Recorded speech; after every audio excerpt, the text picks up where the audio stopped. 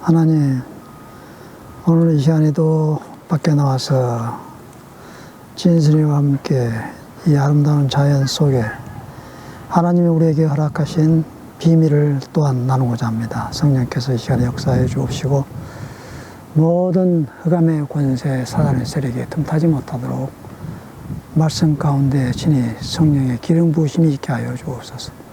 예수님 이름으로 기도하였습니다. 아멘.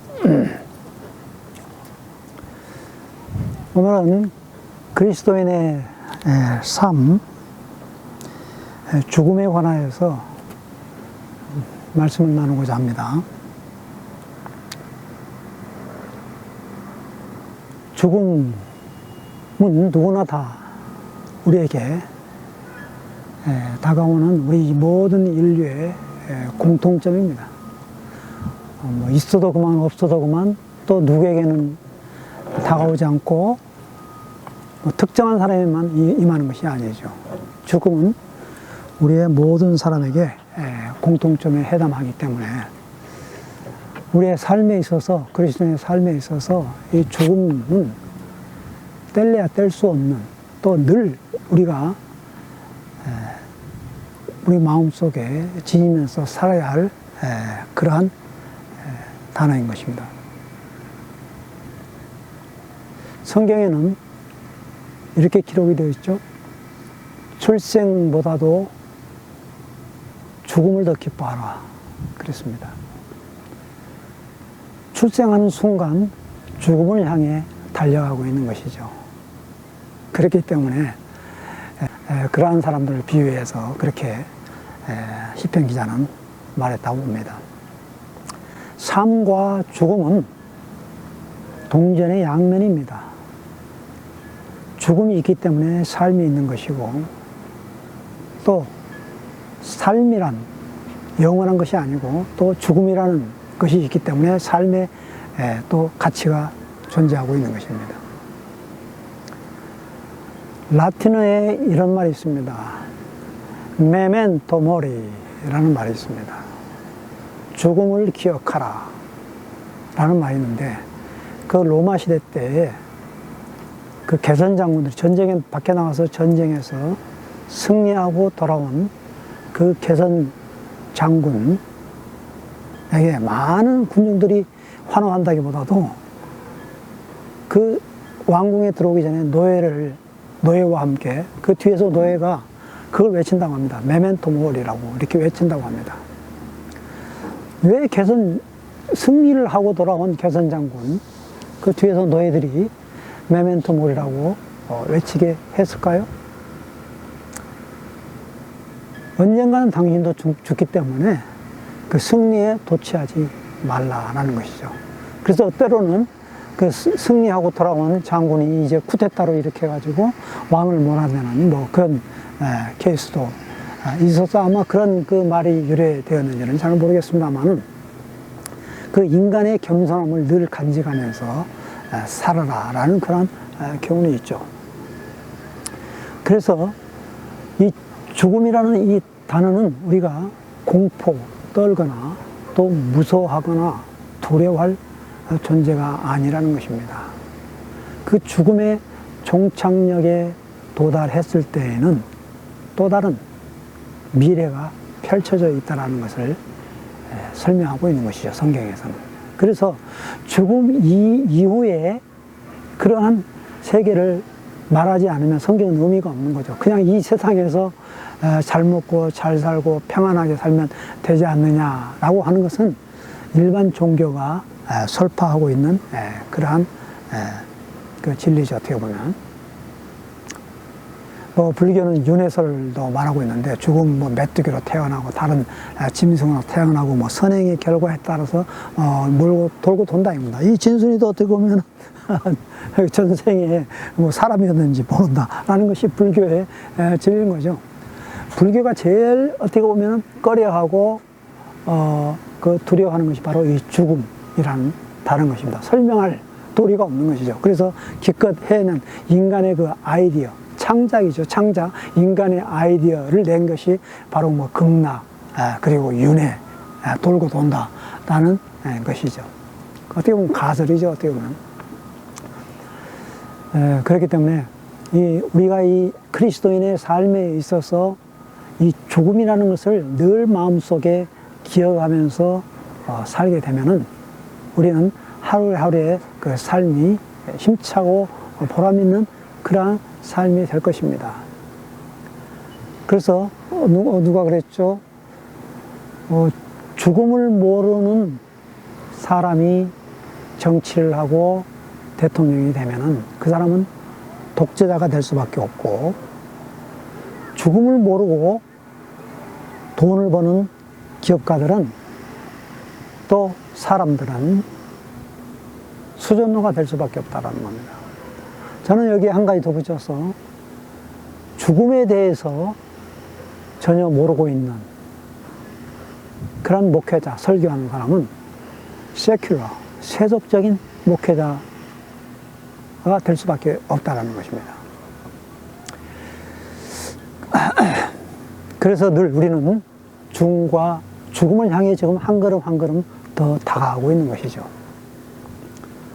뭐 어떤 사람은 병에 걸려 죽을 수 있고, 또 교통사고로 당해서 죽을 수가 있고, 또 노화로 인하여서 죽을 수가 있습니다.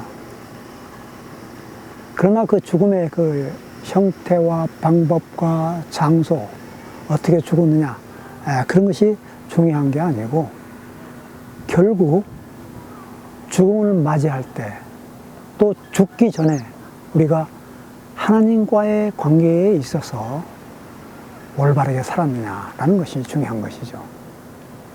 그 죽음을 맞닥뜨렸을 때 두려움과 공포에 떠는 사람은 그 죽음의 그 모습이, 뒷모습이 참 굉장히 무섭습니다.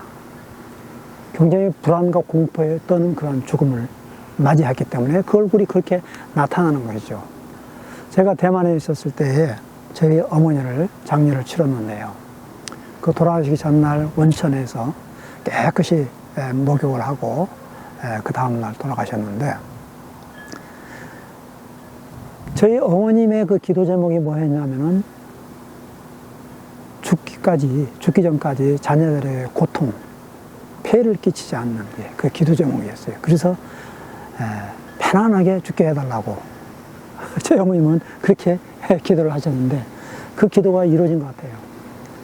그 사진을 보면은 그 죽을 때 그 모습이랄지, 또 장례할 때 그 모습은 너무나도 그 모습이 잠자는 모습, 얼굴에 그 평안한 모습이 볼 때, 그 장례를 제가 치렀는데요. 모든 거기에 있는 선교사님들과 교인들과 함께 3일장을 치렀는데 전혀 눈물이 나지 않는 것 같아요. 어머니가 돌아가셨는데 슬퍼하거나 뭐 괴로워하거나 그래야 되는데, 참 제가 그 눈물을 흘리지 않고 그 기쁨으로 그 장례를 치른 것 같았어요. 지금도 그걸 잊지 않고 기억하고 있는데, 그래서 어떻게 보면 죽음은 본향에, 우리 인간의 영원한 그 본향, 고향에 들어가는 첫 관문이다 라고 이렇게 생각을 합니다. 졸업하면은 그 졸업이라는 그 단어가 뜻이 거기서 끝나는 게 아니고 또 다른 새 출발을 의미한다고 그래요. 그래서 또 대학을 들어가게 되고 새 출발을 의미하게 된다는 뜻으로 그렇게 사용을 한다고 그러죠.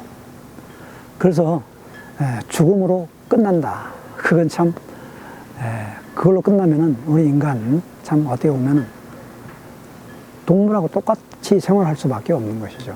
성경에는 하루가 천년 같고 천년이 하루 같다고 그랬습니다. 우리가 7, 80년 생활하기 위해서 우리가 이 땅에 태어난 것이 아니고 또 생활한 것이 아니죠. 많이 살아봐야 100살인데 거기서 거기입니다. 그러면 또 어린이들, 또 학생들, 청년들 이렇게 이렇게 말할 수가 있겠죠.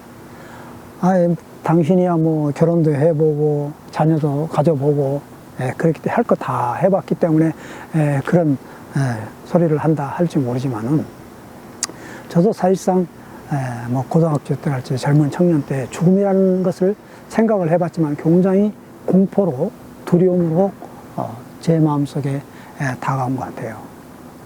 나한테는 죽음이라는 것이 적용되지 않을 거라는 그런 착각 속에서 살아간 거죠. 그리고 혹시 내가 죽음을 맞이한다면 그래도 결혼이라도 한번 해보고 죽어야 되지 않느냐 라는 그러한 생각도 한번 해보게 됐는데, 중요하지 않습니다.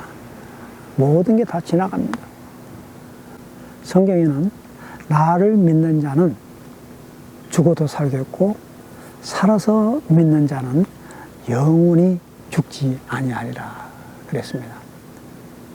우리 기독교는 예수 그리스도를 믿는 사람은 죽음을 이기는 종교인 것입니다. 죽음을 이기는 거죠. 예수 그리스도께서 이 땅에 오셔서 죄에 대해서는 반드시 대가를 지불했습니다. 죽었습니다. 그러나 사흘 만에 다시 부활했다라는 것입니다. 부활은 그것을 무엇을 의미합니까? 바로 죽음으로 끝나는 것이 아니고 다시 영원한 하늘나라, 영원한 세계가 있다는 것을 우리에게 말해주고 있다는 것이죠. 그래서 하루하루의 우리의 모든 그 삶을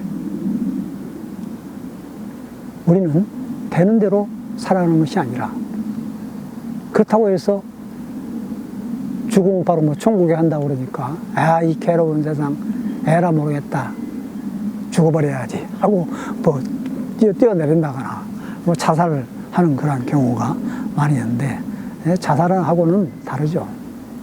사망, 죽음, 또 다른 의미입니다. 죽음은 뭐 좀 이렇게 다시 말하면 좀 종류가 있습니다. 뭐 육체적인, 물리적인, 생물학적인 그러한 죽음이 있고, 또 영혼의 죽음이 있습니다. 영원한 죽음이 있습니다. 영혼의 죽음이라는 것은 우리 인간은 하나님과의 관계 속에서 하나님의 형상으로 지음받았기 때문에 우리의 혼, 우리의 영혼, 항상 우리는 하나님을 바라보기 때문에 누가 우리를 손댈 수가 없는 것입니다. 그래서 우리는 그 육체적인 그 죽음, 거기에서 머물러 있고, 우리가 육체만을 위해서 살다 간다 그러면 우리는 동물하고 똑같을 수밖에 없는 것이죠. 참된 소망이신 예수 그리스도를 바라보면서 죽음 저편에 하나님께서 우리를 예비하시고 우리를 부르시고 계시는 그것을 바라보면서 우리는 살아가야 된다는 것이죠. 우리가 죽을 때 저는 이런 생각을 한번 해봅니다. 죽을 때 하늘에서 그 천사들이 와서 나팔을 불며 나를 데려간다는 그런 그 모습을 한번 생각을 해보게 됩니다.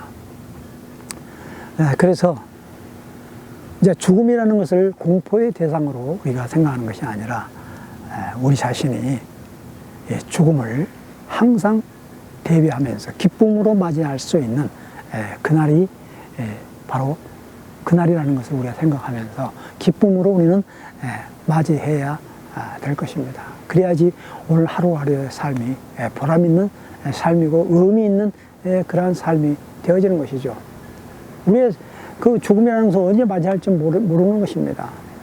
내일, 아니면 뭐 1년, 아니면 뭐 몇십 년, 언제 닥쳐올지 모르는 거죠. 그러나 항상 오늘 우리가 잠자리에 들 때에도 다시 내일 아침 깨어 일어나면 하나님께서 나를 다시 살리셨구나. 잠자는 것과 같다고 그랬잖아요. 죽음을 잠자는 것과 똑같다고 그랬습니다. 성경에. 잠자는 거죠. 그 죽은 나사로를 예수님께서 내가 깨우러 가노라 그랬지 않습니까? 자는 것과 같아요.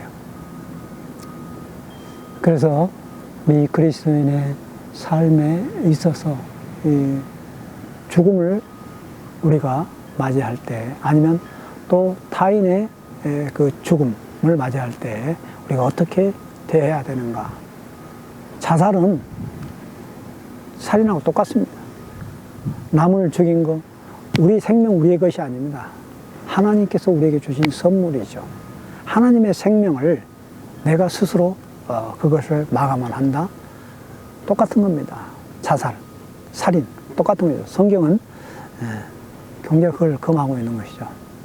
그렇기 때문에 우리에게 주신 이 생명, 라이프를 하나님이 주신 선물로 여기고 하루하루를 값지고 보람있게 살아간다면 전혀 죽음이라는 것이 두려운 존재가 아니고 그 기쁨으로 맞이하게 되리라고 생각이 되어집니다. 그래서 하루하루를 기쁘게 살아갈 수 있는 우리 모두가 되어졌으면 하는 마음에서 오늘 이 영상을 담아보았습니다. 감사합니다. 하나님 아버지, 우리가 이 세상을 살아가는데 죽음이라는 단어가 우리에게 무섭게 공포로 다가올 수가 있습니다. 그러나 그것을 무서운 존재로 받아들이는 것이 아니라 우리 인간은 다 죽을 수밖에 없기 때문에 하나님께서 우리에게 주신 그 생명, 영원한 생명을 바라보며 저 천국을 바라며 우리의 그 본향을 사모하는 마음으로 우리가 이 세상을 살아가게 하여 주옵시고, 이 세상은 나그네와 같은 그러한 세상입니다. 잠시 왔다 잠시 가는 그런 나그네와 같은 세상에 우리가 영원토록 발붙일 것 같은 것으로 생각하는 것이 아니라, 살아가는 것이 아니라 하나님께서 우리에게 주시는 영원한 진리를 바라보며 소망을 바라보며 살아갈 수 있는 저희들이 되어지도록 도와주옵소서. 예수님 이름으로 기도하였습니다.